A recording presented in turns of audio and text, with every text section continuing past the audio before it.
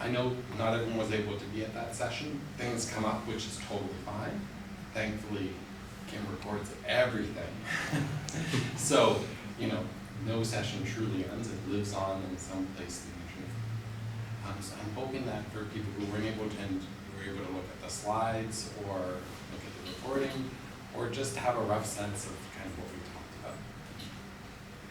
What we're hoping to do today is spend some time talking about some different technologies.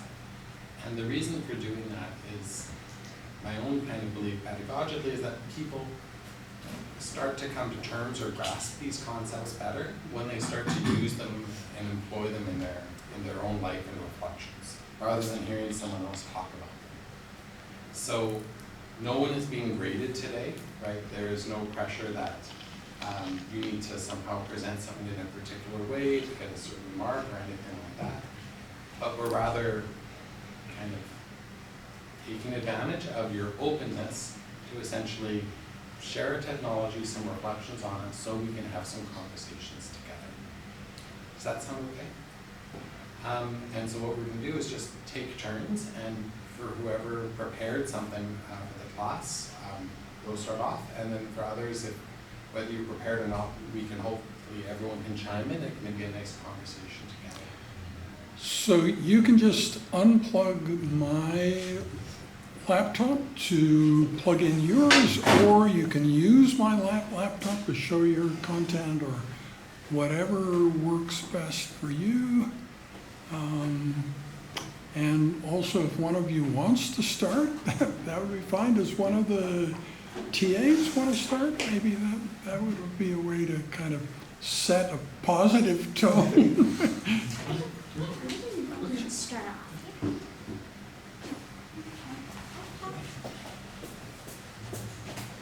Thanks so much for putting yourself up there.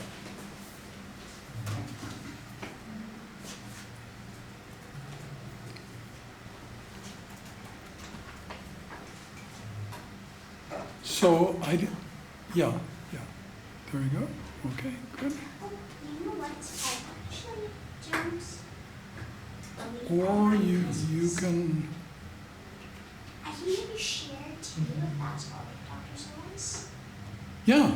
I mean, you can send it to me and then show it that way.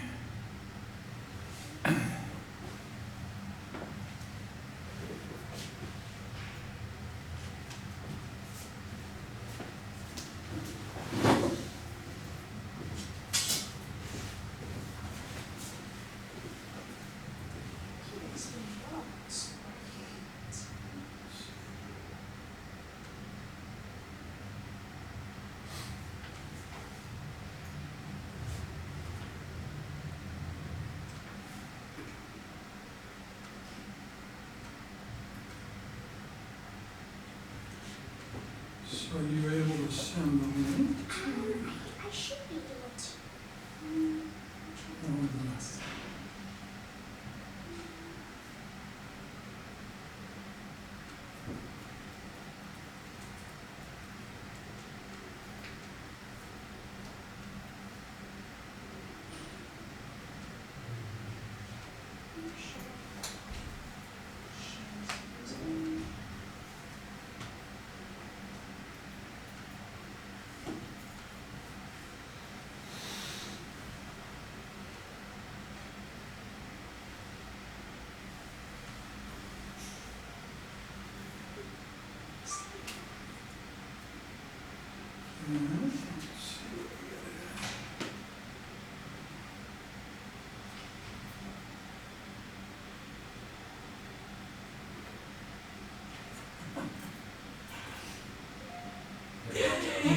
Okay, cool. All right. So, okay.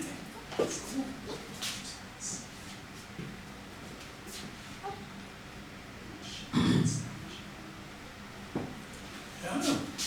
Excellent. So the technology that I've picked today is sort of, I'd say, in the midst of the current technology and a little bit of the futuristic technology. But as we know, with just the accelerating development of AI. A lot of technologies that we thought we would see really far in the future, I think are becoming our present and our current. And one of those is self-driving cars. So the reason why I picked this technology is because if you had asked me even 5 or 10 years ago if we would ever have self-driving cars, I would probably tell you that I would predict that to be something very far off, maybe in 20 years, maybe in 30 years. In that time period when I would have given that answer, I think we maybe had levels of automation, maybe something like cruise control, some slight automated detectors and things like that on our cars and our vehicles. But full automation was really not something that we were seeing yet. However, this summer I actually visited San Francisco. And San Francisco is a pilot city sort of for a project called Waymo. So Waymo is a project that is under Google, where they have fully automated cars, which they call robo-taxis. So it's sort of like a robotic taxi that has no driver, that you can call to your location the way you would an Uber or Lyft car. So it's a ride-sharing service. It's a completely automatic car that can drive itself, that can take itself to the destination that you put in. So in that way, it's kind of reached that full level of automation that we were kind of thinking about and anticipating a couple of years ago. I'll move to the next slide here.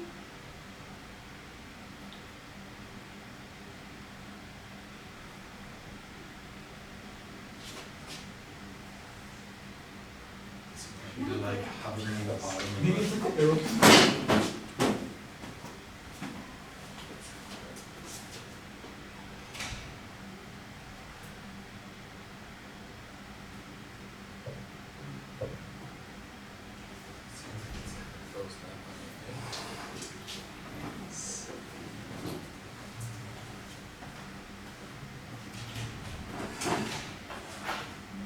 It's sort of funny that I'm talking about self-driving cars and the computer is the thing to stop. Yeah. I haven't had this happen to me before, but yeah, basically nothing is responding. Yeah, you can say it's not funny. I always call that the spinning wheel.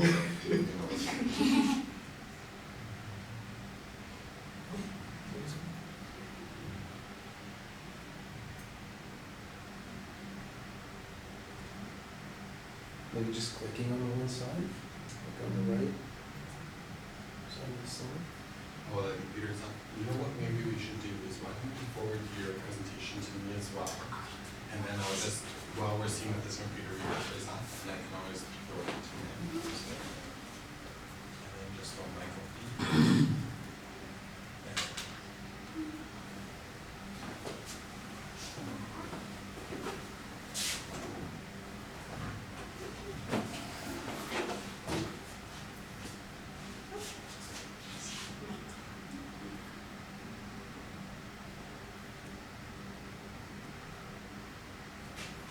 Yeah, I'm sorry that my computer misbehaved. I apologize. It's funny how we My apologize on behalf of our technology. So we're gonna go really old Part school. of, part I'll of be your the ethics. next slide first. Yeah.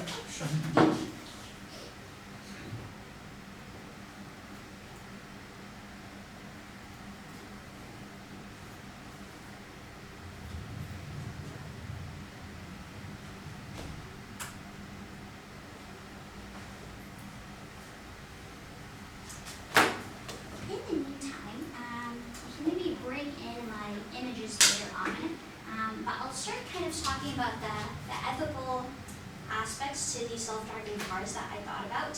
So the first thing I wanted to kind of discuss and bring up is the relations that these self-driving cars have, and how they kind of change the relationships that we have with each other. So I'll ask for the next slide. Thank you very much.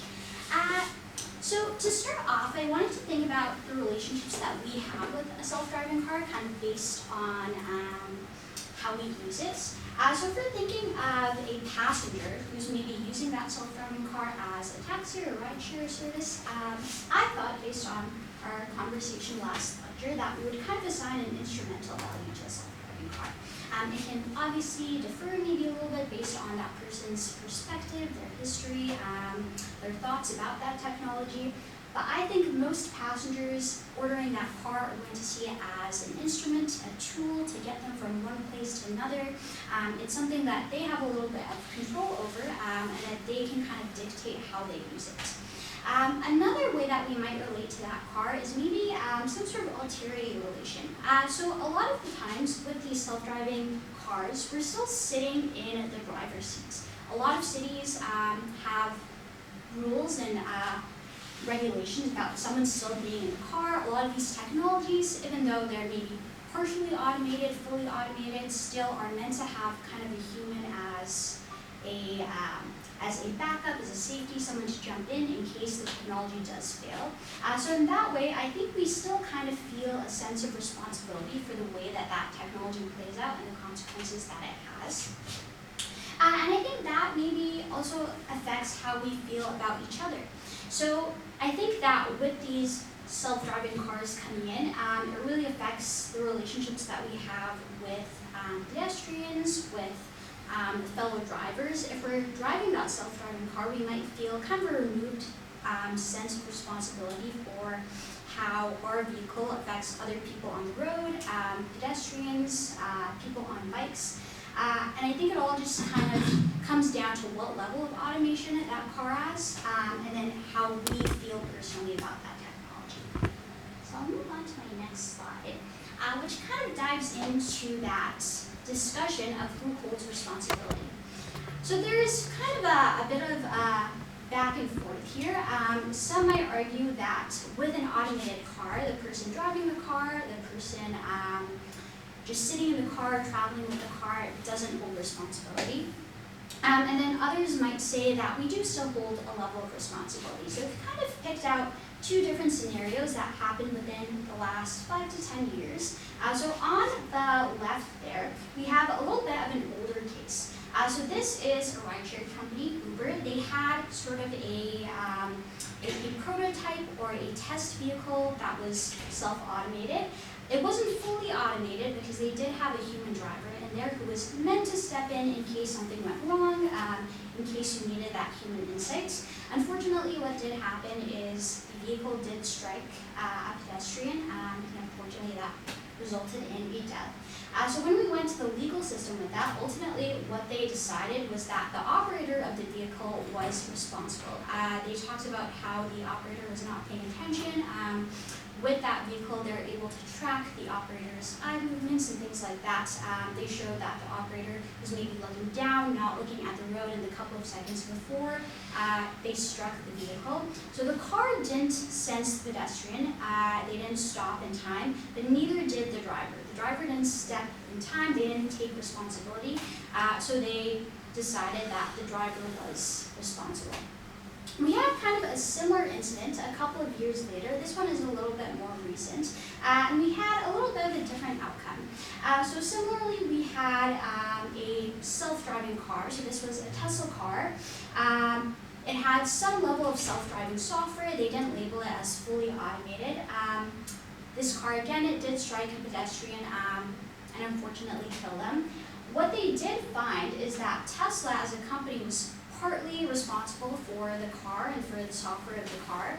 What they determined ultimately was that because the driver, Manen, was not using the car in the situation that they described it should be used in, so they were using it not on a highway, which is, I guess, their recommended place of use. They found out ultimately the driver held some responsibility, but so did Tesla, because that technology was not kicking into place. It was not detecting the person as we would have expected it to. Thank you very much. So there are some benefits to self-driving cars, and I did want to kind of discuss them, the intended uses of self-driving cars. I think one of the biggest arguments that we hear in favor of self-driving cars is just the safety factor. So humans are flawed. Even the most experienced driver can have maybe a reaction of shock. They can feel emotion when they're on the road. That can maybe deter their judgment a little bit. There are just limitations to how fast we can compute what's happening to us, how fast we can take in the situation, and that maybe delays our response and our ability to avoid accidents, our ability to make decisions while we're driving. A self-driving car can kind of overcome a lot of those. With the right software, with the right training, it can in a lot of ways be better than a human driver. But there are a lot of kind of exceptions to that. I think we've all heard of cases where a self-driving car maybe didn't recognize a certain type of sign or a pole because it wasn't trained on that sort of data. To me, that's not so much of an ethical pitfall as it is just a technical pitfall. I think we see that technology improving really quickly.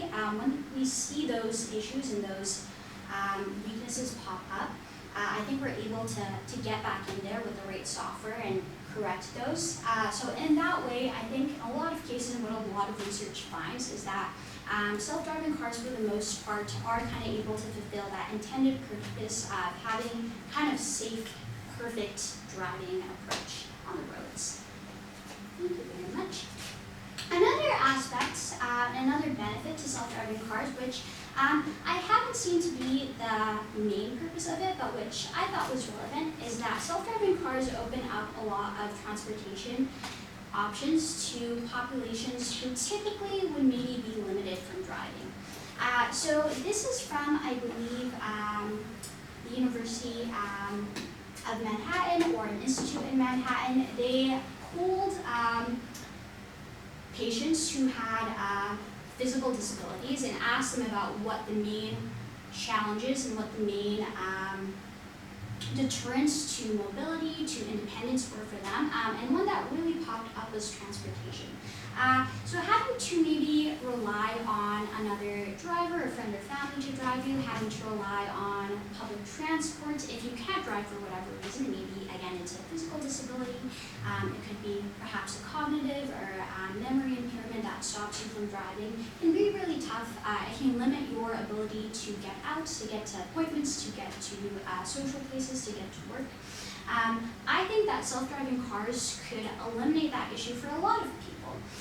If you are able to put in your destination to a car, maybe you're able to have a family or friend member help you put in a destination earlier on, that can eliminate a lot of those transportation issues. So that's kind of one, I think, unintended but positive effect of self-driving cars.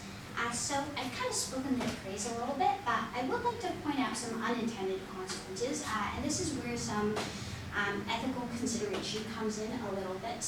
So one thing that a lot of people in the cybersecurity space are bringing up is that these self-driving cars collect a massive amount of data. So they often have sensors, cameras, to kind of detect their surroundings. They're holding on to that data for a little bit. And all of it is supposed to be used to help it drive safely, make good decisions, but we have seen it to be used in different contexts. So for example, in those pilot cities where they have this Waymo vehicle, for example in San Francisco here, they have used the video footage that Waymo cars have collected for the purposes of driving and maneuvering on the roads to aid in investigations with the police department. So in one case they were able to use footage from a Waymo that was just sort of a bystander in one aspect, if you can call a car a bystander, to a hit and run from another vehicle and another person, and they were able to use that to kind of close that case and gain evidence for that case.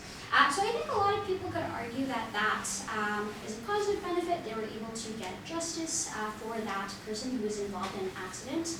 But there are a lot of concerns that pop up with that. There could be bad actors that are seizing information for malicious purposes. There could be people who are able to maybe gain some level of control over the software that controls these cars. And so that's one concern that we have to take into consideration.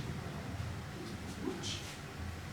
And here what I have, this is a little bit funny, but while I was thinking of self-driving cars and how they maybe affect current workforces, current industries, I thought back to the Luddites, who way back when, during the Industrial Revolution, were upset about how new industrial machines, looms, weavers, can maybe take their jobs as workers who were working and weaving and in those industries.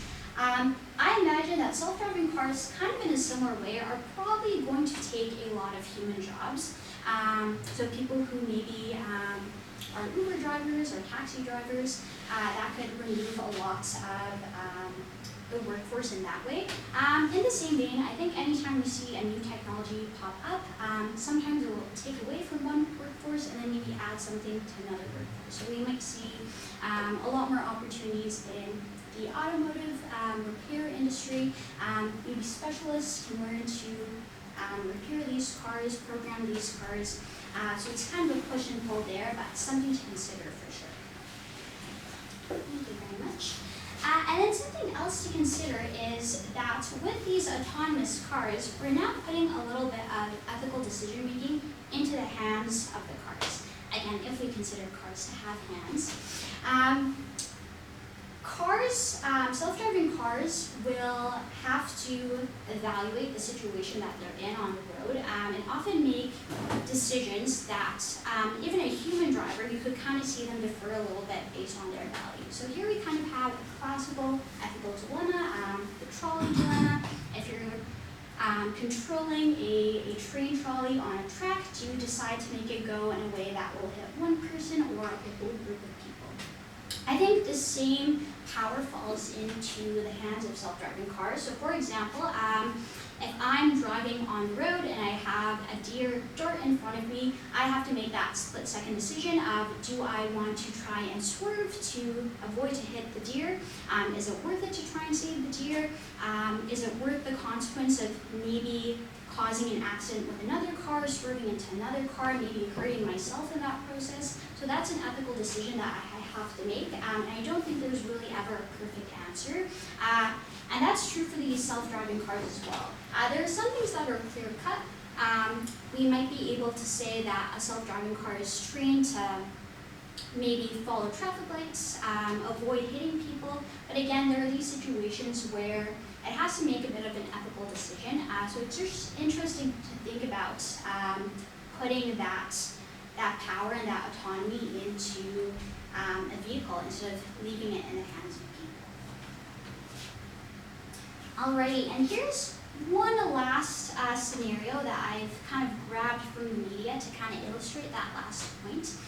So a couple of years ago, we heard about a situation where Tesla, who manufactures some self-driving cars, had a test vehicle that was on their self-driving mode, and they were taking it around a course with several obstacles, trying to see if it could detect these obstacles. So here we have a child dummy. What the car is supposed to do is detect that child dummy and then choose to swerve or to avoid hitting the dummy.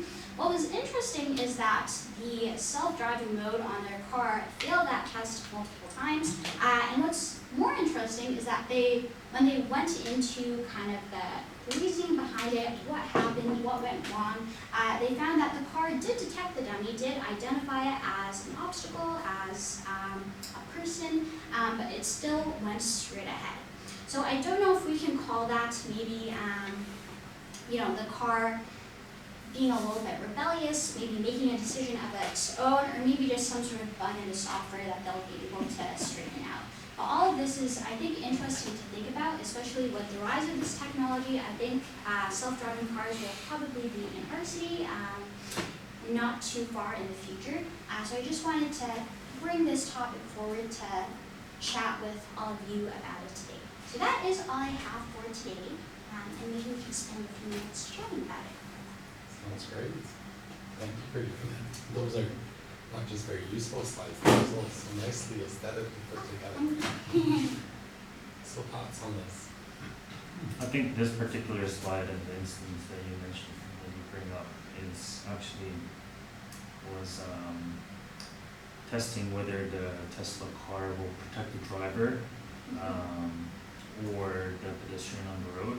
And I think Tesla decided to just protect the driver and instead of trying to dangerously swerve out of the road.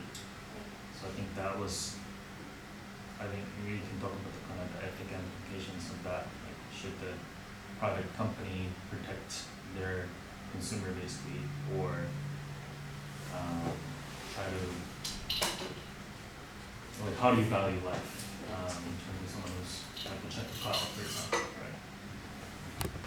think it will still need to be fleshed out legally.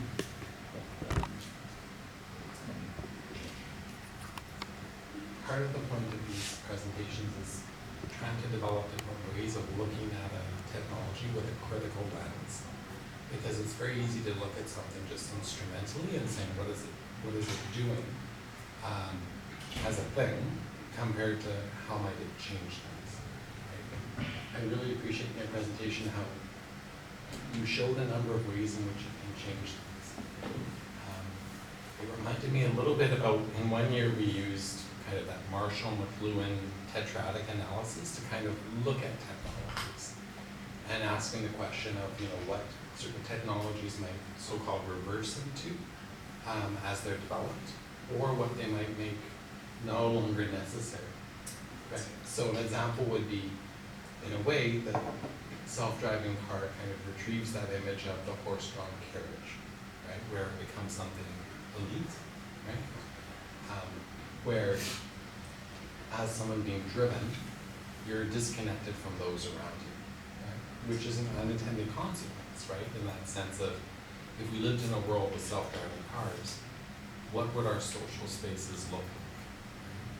Are we going to see people walking around downtown compared to being shuttering between places and not coming into strangers? You might also ask the question of, what are the implications of these kind of technologies for public transport, for example, right? So how does this technology potentially affect people differentially as well? So you've really nicely done that in this presentation. My point in just saying this is to draw attention to kind of methodically how you're looking at the technology. The idea that you brought up with regards to kind of, what are these scripts? What kind of principles are we expecting these technologies to follow? Right? So is the first principle to protect the driver at all costs? Number two, to avoid injury to the car. Number three, to avoid hitting others. What if that other is a child compared to an older person? Right? Like what if to protect the child, potentially the technology has to swerve into a sidewalk? Right? So those are questions that I think you're right, they have to still be worked out, but at the very least we need to recognize that those are so-called ethical questions. Right? So thank you for bringing those up. Other thoughts that you want to share? I really like when you were talking about the use of the Waymo video in police service, and I think it's really interesting, and I think I have less of a question but more of just adding on, because there was a point where my YouTube was completely videos of dash cam footage, and it was just something happened in the dash cam, and I think when you started talking about your presentation, it made me realize that in those dash cam videos there's so much that you see in those videos where you're I'm not sure if everybody consented to having all of this on YouTube. And so I think it just shows you that if you were in a future where, obviously right now dash cams are something that you have to go and get and purchase on your own, but if we are in a position where Waymo is the future and now everybody just has a dash cam per se implemented with those videos, then it's wow, you're exposing now so much more to the world, right? And especially if people sometimes view this as a form of entertainment, it could maybe take it in a weird ethical way in that sense. Yeah, that was just my thought. So just curious, so if 5 years from now we realize that self-driving cars are safer to have on the road than cars driven by people, how do we come to terms with that within our society for people who still want to drive their own cars? I think that's a really good point, because to an extent I feel a lot of people like the customization and the personal connection that they have with their vehicles, the aesthetic of it, the look. A lot of people like to modify their own cars. So I definitely think that that's a good point, because some people may not, all of a sudden you might be taking away a cultural component. I know, especially in some countries, car culture and car meetups are a big prominent thing. It's a way to express yourself, so it could be compromising that for sure. To add to that too, I noticed I think it was a longer time ago when there were videos circulating of Waymos creating their own traffic jams. And they've come a long way since. I also went to San Francisco and I noticed they drive basically by the manual, at least what I noticed. They leave a small but reasonable distance when they're stopped. They accelerate smoothly, even if you ride in one, they're very smooth. And yet, I noticed that people honk at them a lot. A lot. And just like in general traffic. And so yeah, to put that together, how do we integrate them? How do we integrate human and machine driving? Because it's a fact that like human reflexes are going to be slower than machines. So how can that work together? I think the integration would, I don't know if like how we as everyone on the road feel about cars would impact anything at all. I think it will be mostly driven by the market and like especially in the States where if things are more efficient, more profitable to just go with the self-driving car, then maybe that will be the market direction. Maybe it's not conducive for these self-driving car companies to make profit with this technology. So if that is the case, I think it will just be a lot more people driving cars on the road. I think it'll just be more market driven than government policy force driven.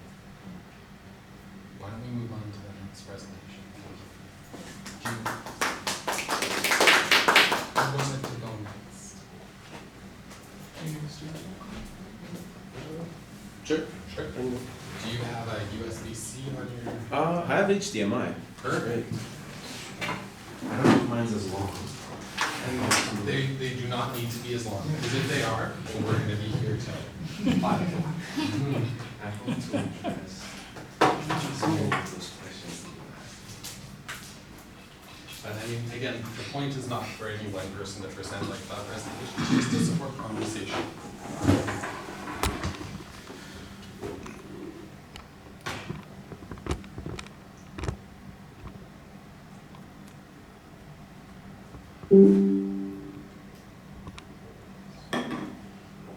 The opposite.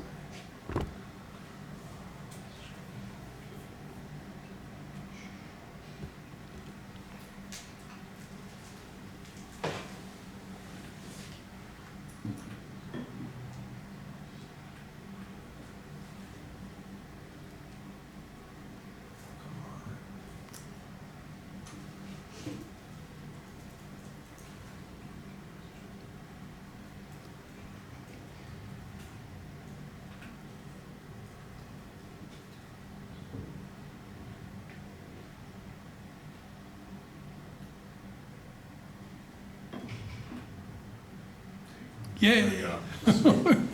Cool. Okay, so my project is going to be talking about wearable MD, which would make the use of smartwatches, which have become much more mainstream over the past decade, to collect patient insights. And so I guess to start off, I have a question for all of you. Just in Alberta alone, how many people do you think of the population are rural or living in a remote area where access to healthcare is more difficult? They require, let's say, an hour, 2-hour commute. So like 15%. 15%? That's close. That's close. So I got the actual numbers, around 700,000, which I think is like 18 or 19%. And that's the number of people just living outside of like a census area like Edmonton, Calgary, or even some of these rural centers like Grand Prairie. And so my goal is to provide everyone, beginning with Albertan residents, with access to proactive health monitoring with the goal of increasing population health and decreasing the strain on our overburdened healthcare resources. So I've noticed like in the pandemic and even post-pandemic, there's a huge backlog of procedures, of even just basic checkups. There is a need for physicians. And so this would ideally address some of that strain by bringing MDs to everyone. So for those people that already wear wearables, they're already collecting insights on their cardiovascular health. So things like their heart rate, Their blood oxygenation, their VO2 max during exercise can be estimated. There's things like sleep health, so your regularity, again, the metrics of cardiovascular bit during your sleep. There's even like mindfulness, like I've found on mine, you can record how you're feeling right now. It can guide you through meditation. I think Apple Watches had a huge feature about like doing breathing techniques to calm you down if they notice your stress is high. Also even metabolic health, I noticed they can collect some markers, which I'm not sure exactly of the evidence yet, but like advanced glycation end products being one of them. But to begin with some of the fundamentals of this technology. So currently, this watch can collect all of those insights. However, it's subject to the privacy policy of, well, Samsung and whoever else is processing your data to get those algorithms going and those machine learning insights.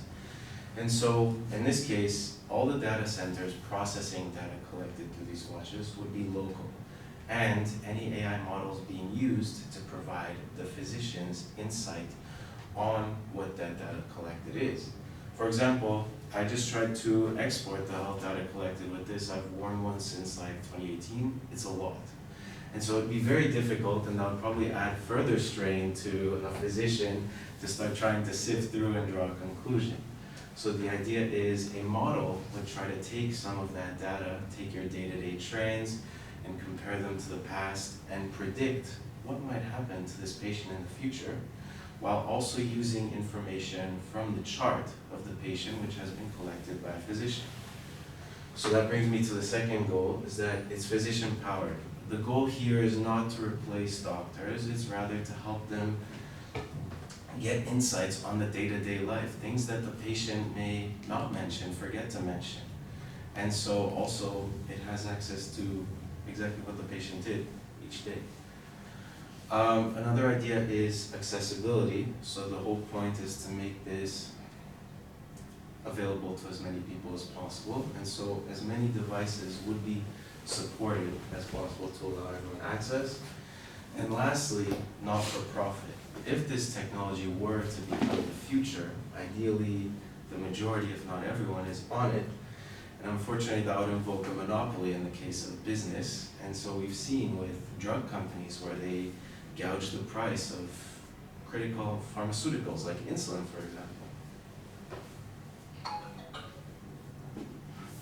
And so hopefully I don't repeat myself too much, but some of the design elements of this system would be that it's friendly, easy to use. I guess that would be a little difficult to implement at the beginning because with the smartwatch you have to have a companion app and you have to be able to use your phone, you have to make sure you're not changing some settings.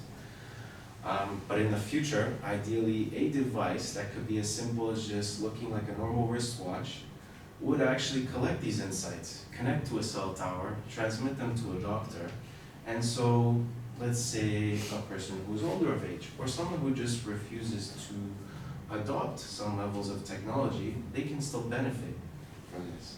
It would be comprehensive, meaning as many insights and measurements as possible that can be collected would be transmitted to the physician and analyzed.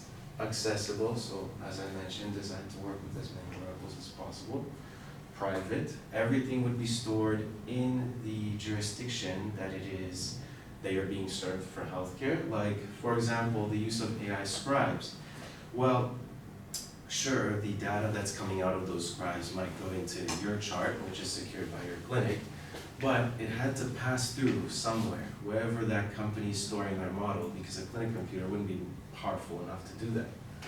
And so in this case, everything that's processing the data, including the data itself, is stored locally.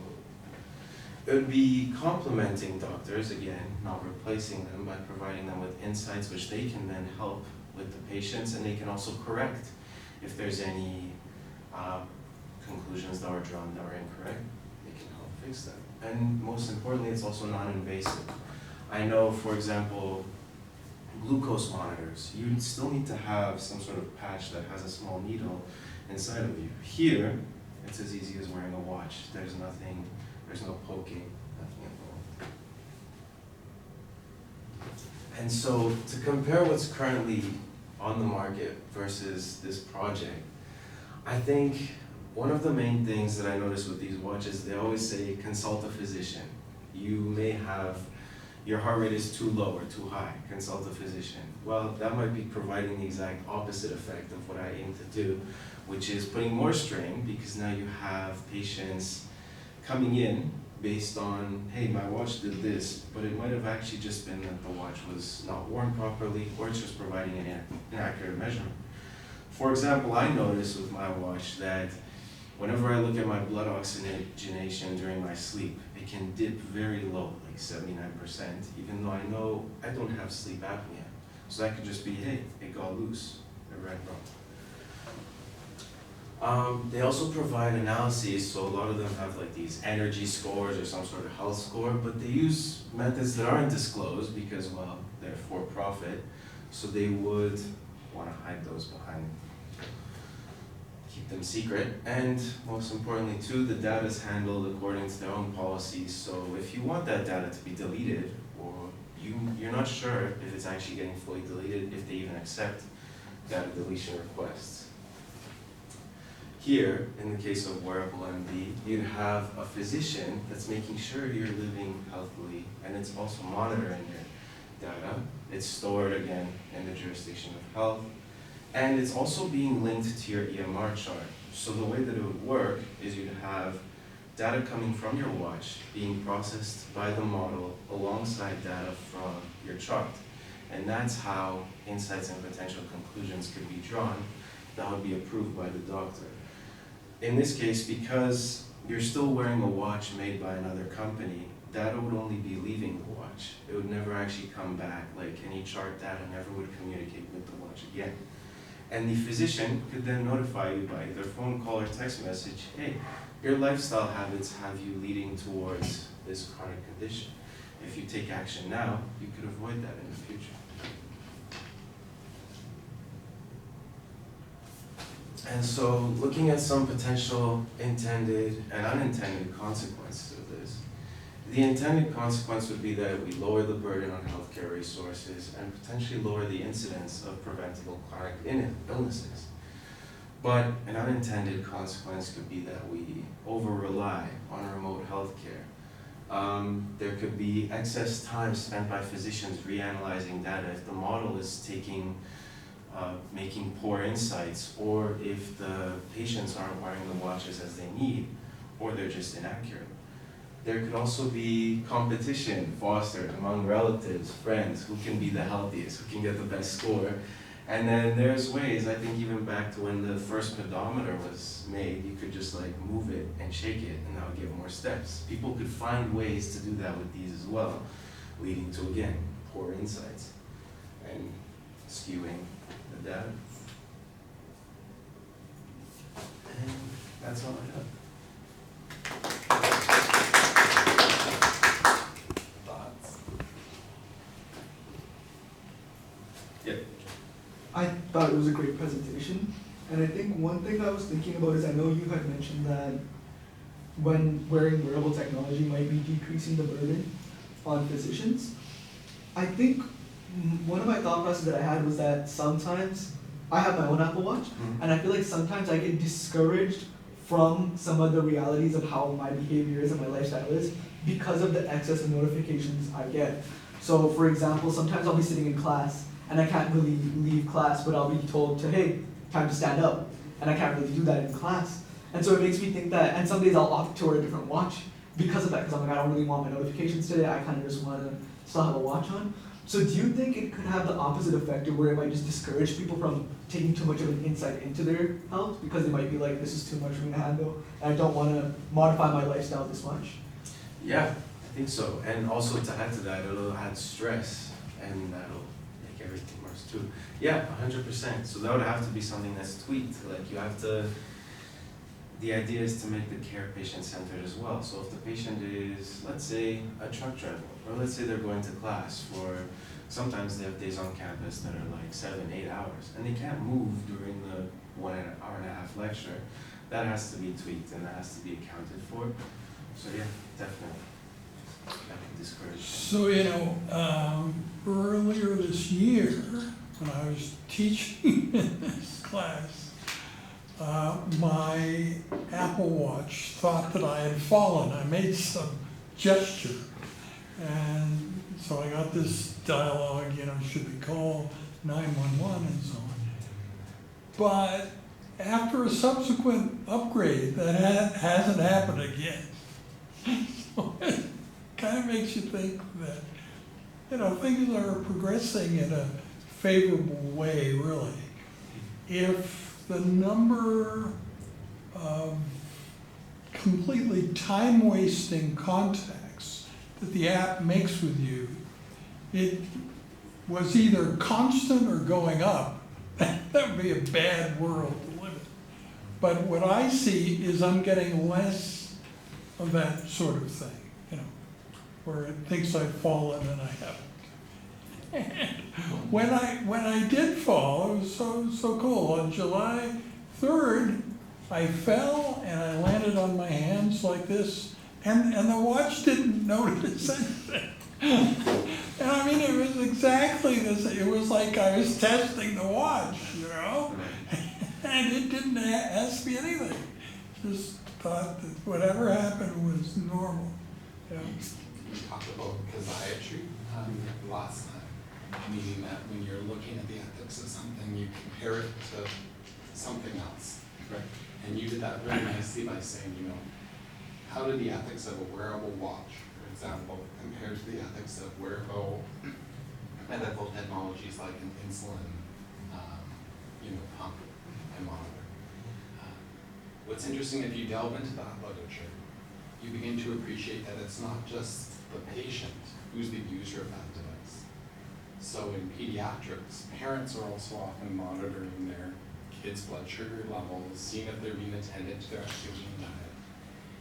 So as we get more sophisticated wearables, that question also becomes, how will this work its way into other unique circumstances, right? So into the circumstance of, say, adolescence, right? Does that mean that parents should have access to their data? Because we're also seeing emerging literature coming out saying that maybe it's not developmentally always a good thing to be so-called, trackable by your parents and immediately available. Like, how are we developing independence in kids nowadays if they're constantly being seen? So I just think it's a nice example of one way of starting to look at a technology critical is to say, what technologies does this resemble? And what insights can I draw from that literature into this? Because there's going to be unique considerations for each. The other really nice thing you did is the example of, again, kind of this principled approach by saying, what are the design mandates that we're trying to achieve? And this is definitely a really helpful way of looking at any technology.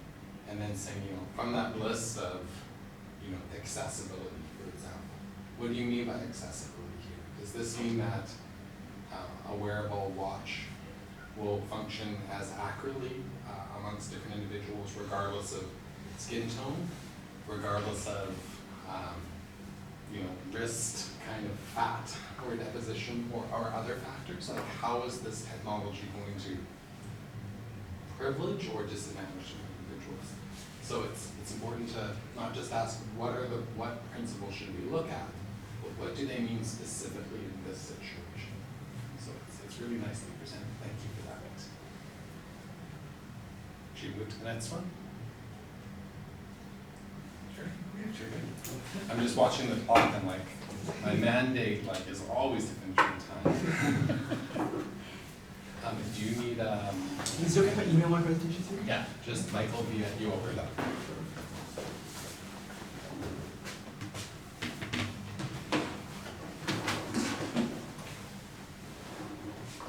I wasn't sure. Do you guys have anything too, or no? Yeah. You do? And I only asked just so we can strategize time.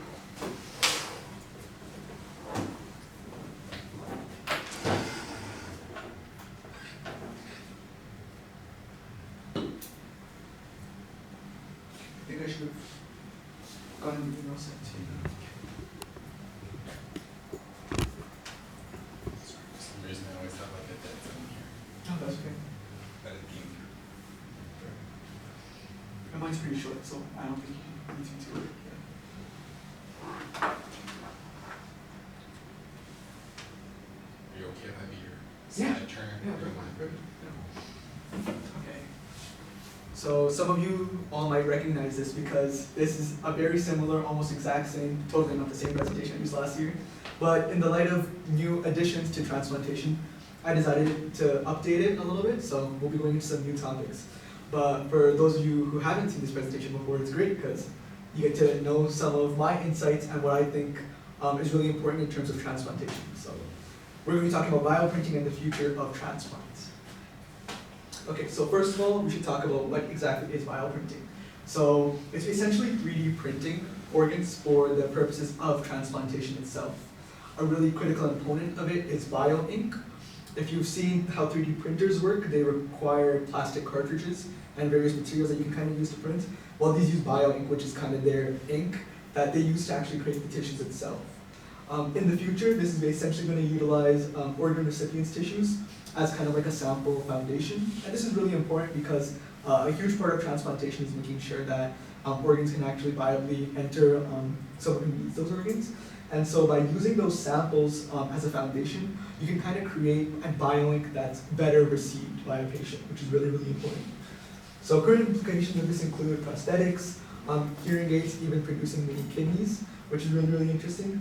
And something brand new that actually just happened in September is that MIT has implemented a tool, an AI tool, to kind of do a layer by layer analysis of exactly how transplantation is going and when they're making this organ actually.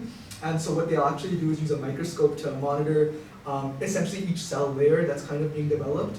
And to a reasonable extent, they can kind of immediately identify when an error has occurred, if an error has occurred in bioprinting. And so what's great about this is that it's actually very cheap and can be mass implemented into existing 3D printing technology. So yeah, it's a great kind of new revelation that they've kind of had in this world of organ printing. Yeah, next slide, please. So I kind of went for more of a layout similar to your presentation from last year. And so I kind of went for the approach of kind of informing the design process and kind of what that means.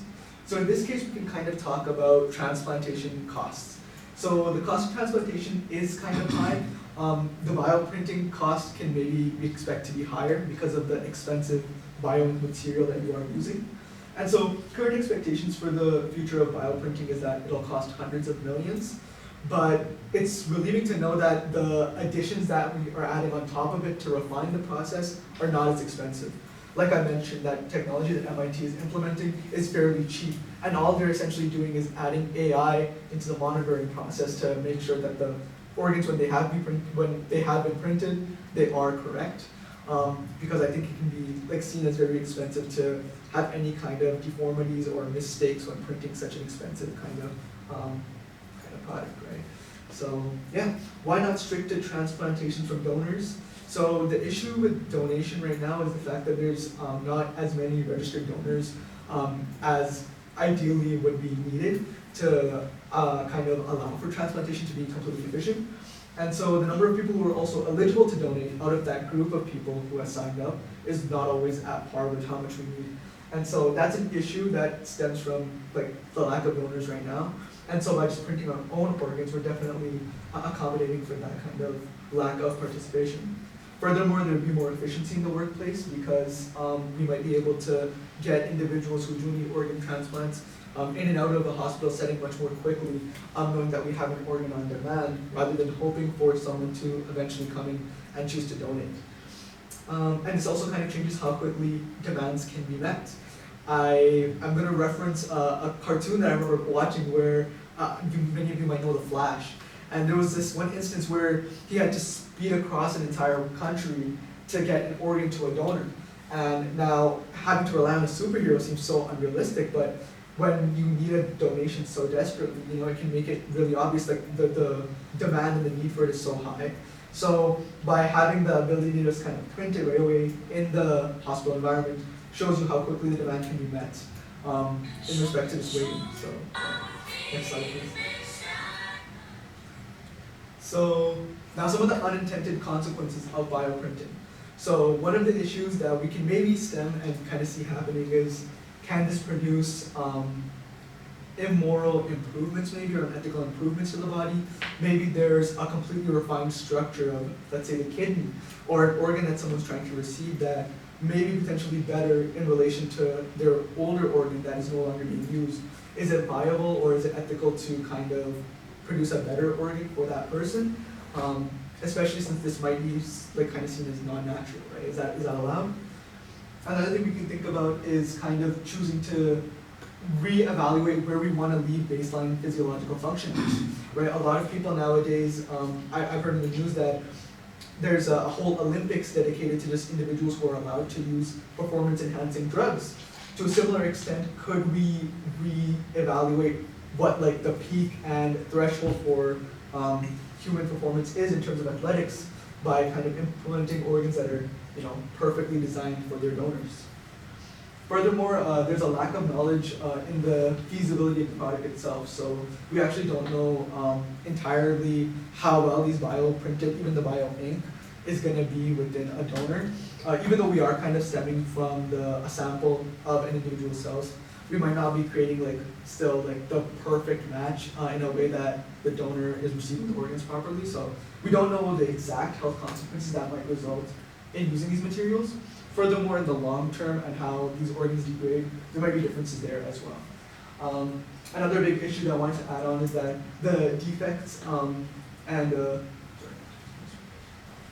so basically another issue is that the organ itself, there may be issues with how it has defects.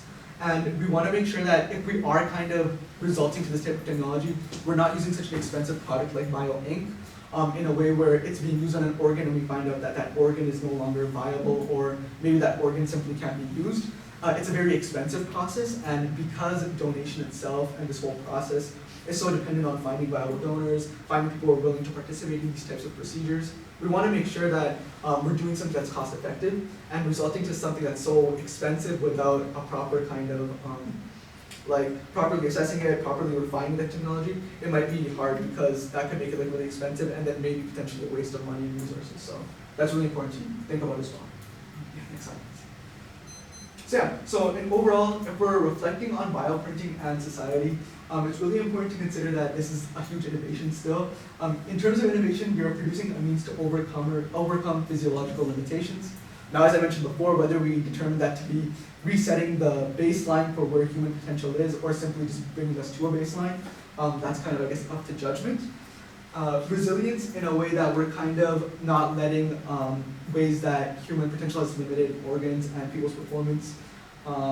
But it also kind of limits or shows resilience to the realms of space and transport, because all of a sudden we're taking away a need to go and find a donor, find someone out of a different part of the country, even a different part of the world, and we're really still giving them the accessibility of life-saving treatments. So it shows resilience in that way. And it also adds a facet to kind of show the interconnectedness of technology and living. So far, we've already talked about wearing wearable watches, AI cars. While this technology is within the human body, why is it any different in terms of that relationship that we have with technology and living? And I think that as time goes on, I've kind of mentioned this kind of pathway that I've kind of seen. As time goes on, we will continue to find means to become more synthetic. We started off with maybe something like sunscreen. Now we have things like hearing aids, which are in the body as well. If we go towards synthetic organs, which are much more deeply kind of rooted within us, how far can we take this, right? We're starting at the surface level and slowly kind of moving within the body. So it kind of brings that question as to how far are we willing to take, I guess, implementing technologies within our own bodies. Maybe you can get to the point where they can affect our psychology as well. As a psychology undergrad, I think that, or as a psychology graduate, I think that that's something that we really haven't explored properly yet, and a lot of my classes have kind of gone around the realms of there's a lot we don't know. And so seeing this pathway makes me think, maybe that is the next step, and maybe there's even places beyond that we can go. So yeah, that's the end of my presentation for bioethics and technology. So thoughts? I thought that was a really interesting presentation. I like how you kind of mentioned that bioprinting might only be the right choice in certain contexts, when maybe it's pricier, but it has like the benefit of, you know, maybe certain patients have, you know, a very sensitized histocompatibility type, so maybe for a certain population it becomes worth it. Or if you have like a very remote population, maybe for them it becomes worth it. So I thought that was a really interesting aspect to discuss. Thank you. I think I definitely agree, and especially if we're thinking about it in terms of like Alberta, like even then, like I know we talked about rural medicine right now, and so I can definitely see it be very feasible there as well. So yeah, definitely. It's interesting. A lot of health ethics came from transplantation. Even this question of how do we deal with the fact that we have only so many organs, yet so many people in need of those organs. That's really the root of so-called resource allocation ethics. When you talk about a technology like this, it introduces a different kind of consideration, and that's around cost. So traditionally, for resource allocation, we don't consider cost, meaning the reason that we're in a situation of allocation is because we have only so many organs, not the cost of it. But what happens if these, you know, printed organs are being sold from companies in, I don't know, the States, Europe, who knows, somewhere, and they decide that, you know what, each one of these is going to be $1 million, right? How much as a healthcare system can we take on and afford? Like, we're already seeing this at times with some of these designer medications for rare metabolic conditions and so forth. So it really introduces a new chapter that I don't think we've really dealt with in Canada. So I'm really glad that you're forefront of it. But it's also something where there needs to be a lot more discussion also of social health. Definitely. I think when you mentioned that, I can fully see how it can mean different things for different people. Like, and kind of tying back into what Sarjana said, for some people that might simply be just like another, like it might just be like kind of like other aesthetic processes like facelifts and all that type of stuff. People may see it like that, like, oh, I can just add this and improve myself. But for some reason, for some people it might like be very like life or death kind of. Yeah. And so that definitely makes it weird when you're thinking about it in terms of finances and like, what does this look like? I think we're fine by and large recognizing that not everyone can afford Botox, right, for creases around their eyes, for example. Right. But if you need Botox because you're having problems controlling your saliva and you're choking on it, that's something different. Right. Okay? So yeah, when you're talking about this kind of technology, the other thing to point towards, which you did a really nice job pointing at, is ethics around implementation around new technologies. So how do you decide who gets the first of these new things? Do you give them to the sickest patients, the ones who've been on the wait list the longest, the ones who have the best chances, right? Like, how do you make that decision? Do you give it to the kids? Do you give it to people who are older who wouldn't maybe normally be entitled to? So that's another area that we have to work through. Shall we go to the last presentation? Yeah, cool. Thanks again. Do you want to show your USB?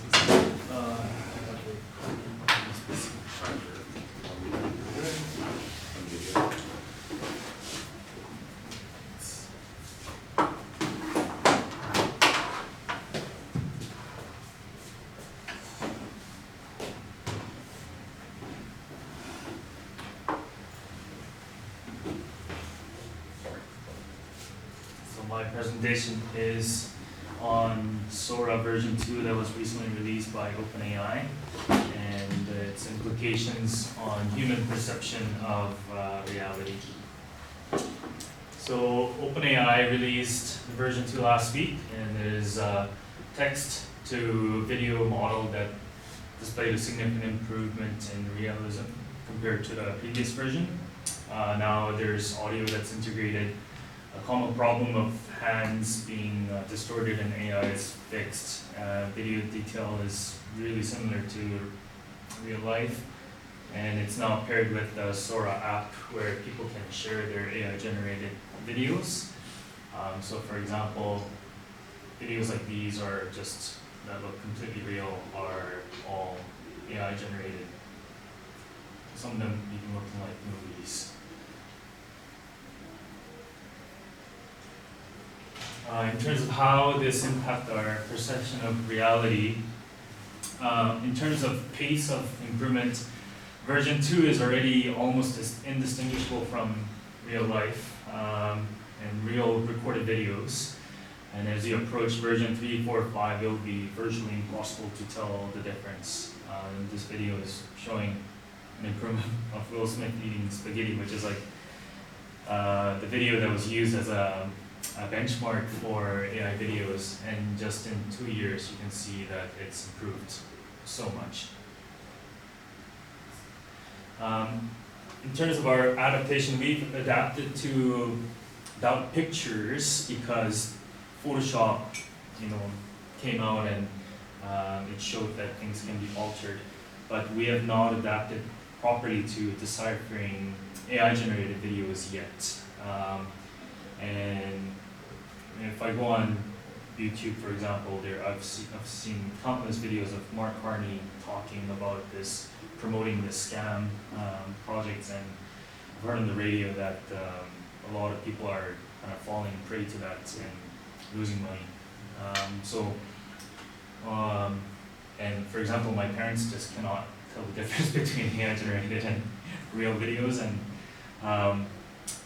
as humans, we've kind of relied on, videos because it was so hard to kind of make it into something that's unrealistic, only done in like movies.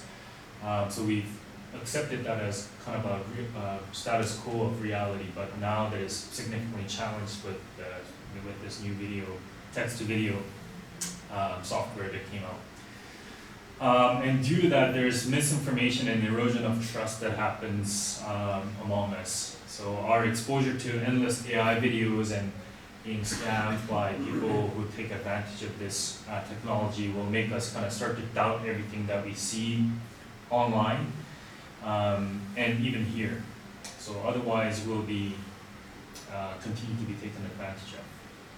So in terms of ethical implications of text-to-video AI model design, there's huge implications in terms of consent and privacy. Sora allows you to upload photo of yourself or your friend and use that to generate videos. So there's a huge, what if that friend doesn't consent to that, of their pictures or their data being used? There's huge issues of consent, huge in terms of privacy, and then ownership of content. If you generate a video and you make profit off of it by uploading on YouTube or whatever it is, selling it to a bigger corporate, is it actually your video that you own, or is it OpenAI's video, or Grok's, or any other AI company's video? So ownership of content is also kind of debated fiercely, and ownership of data that's used by these companies. Like I know that Cloud recently had to pay hundreds of millions of dollars for using other people's data without their consent. So there's huge legal issues with that as well. Metadata design, in terms of like Sora, when you make a video nowadays, have watermarks on the videos, and they have metadata that is integrated within the videos where if you take it further and look into the detail, then you will be able to see that it is AI generated.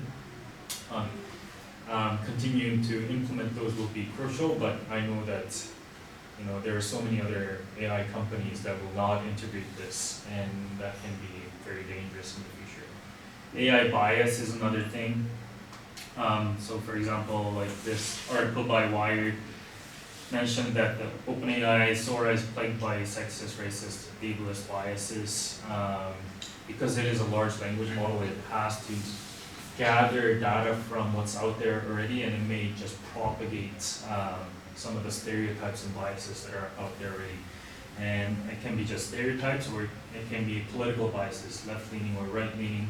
It can be corporate biases where OpenAI, Sora, does not allow you to make videos that goes against the corporate policies and further promotes the corporation that they're tied to, things like that.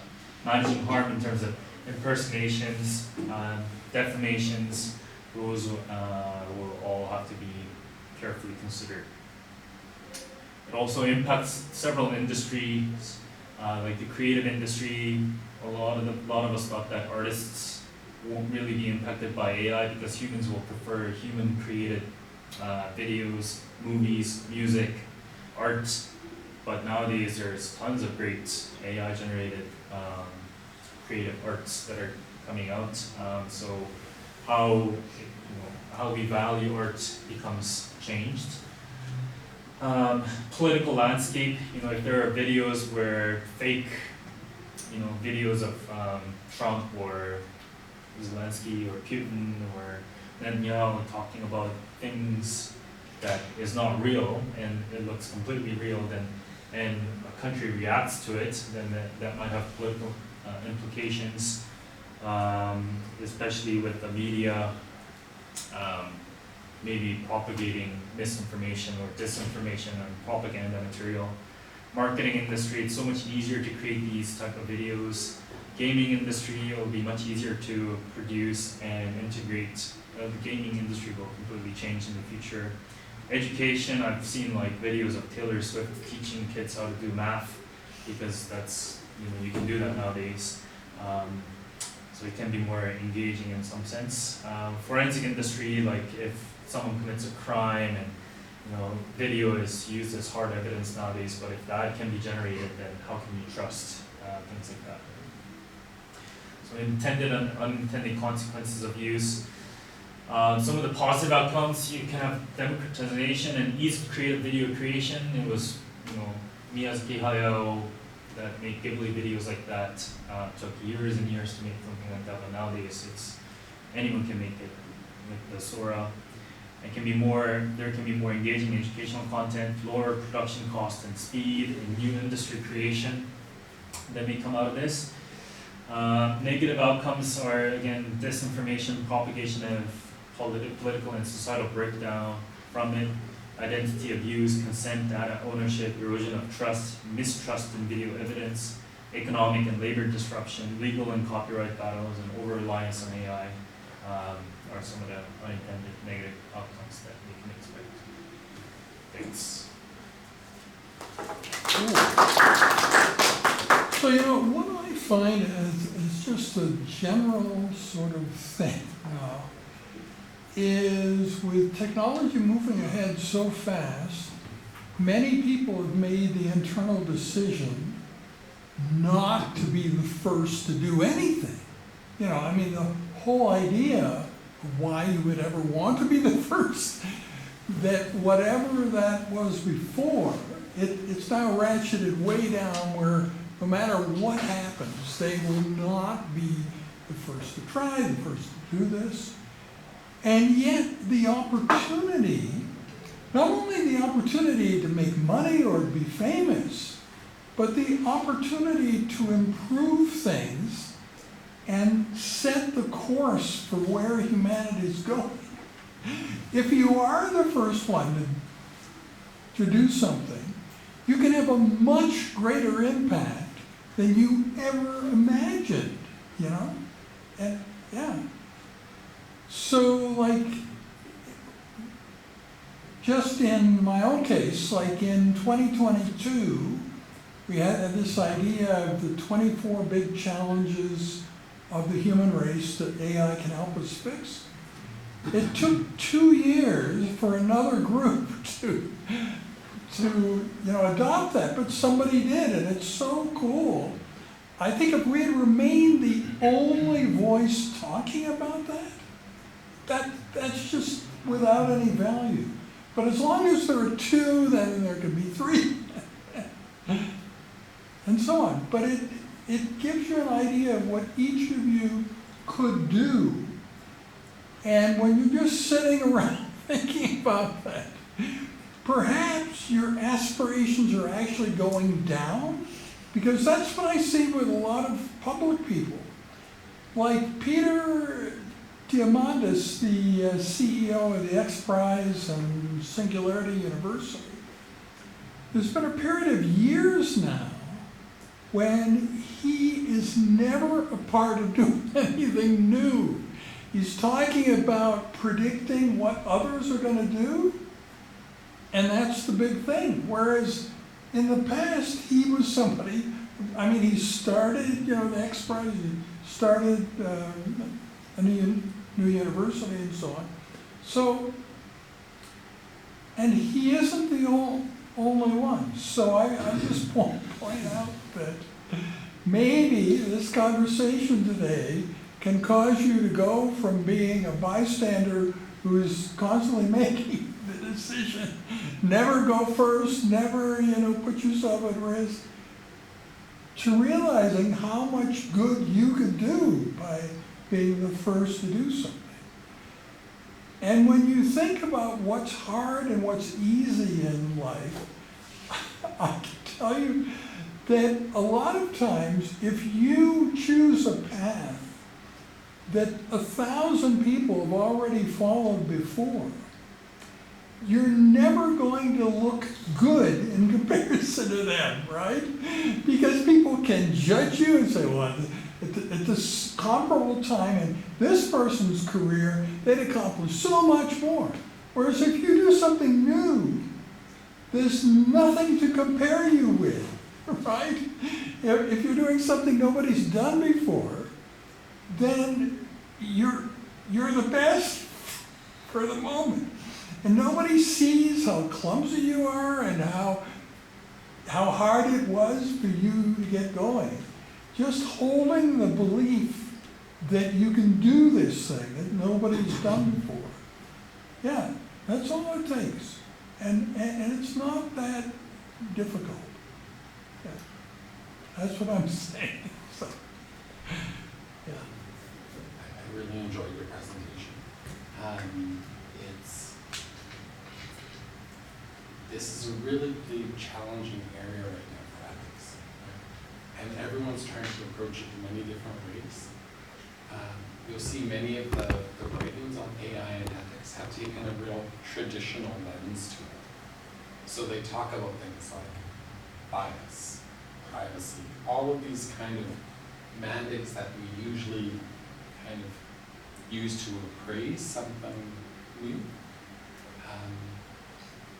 But AI is really challenging because I think if you actually were to say what matters most, you had that little reference to saying, at first, it was kind of neat to see my face in, a video, but then I kind of got scared.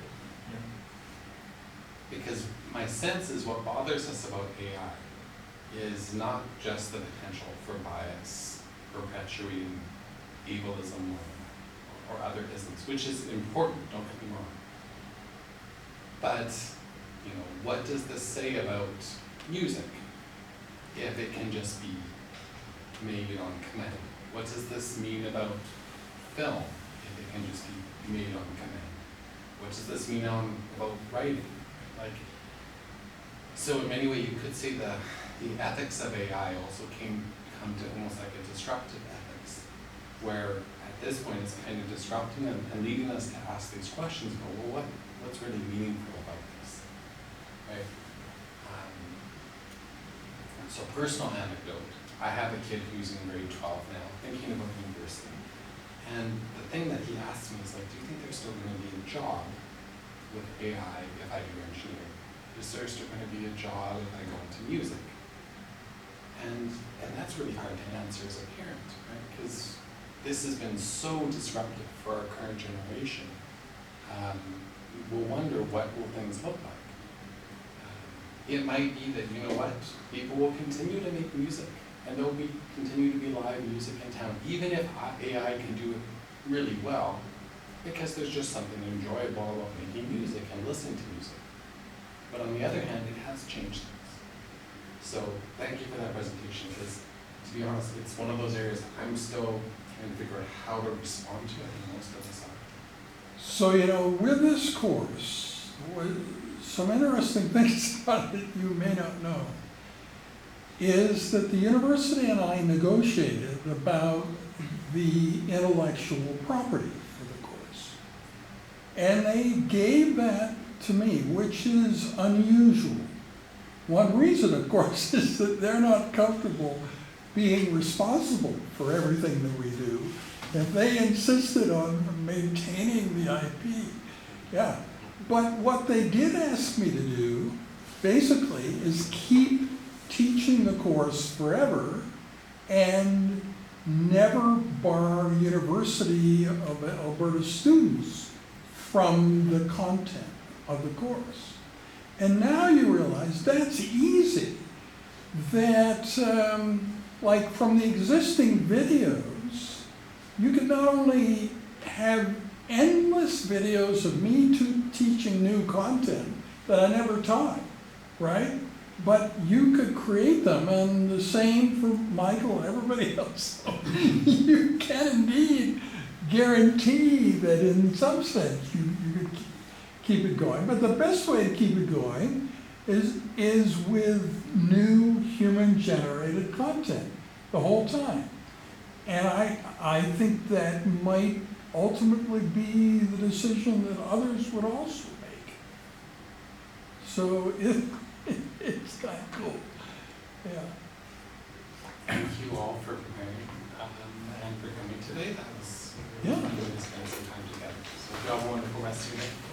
Thank you so much. Yeah, turned out very well, thank you.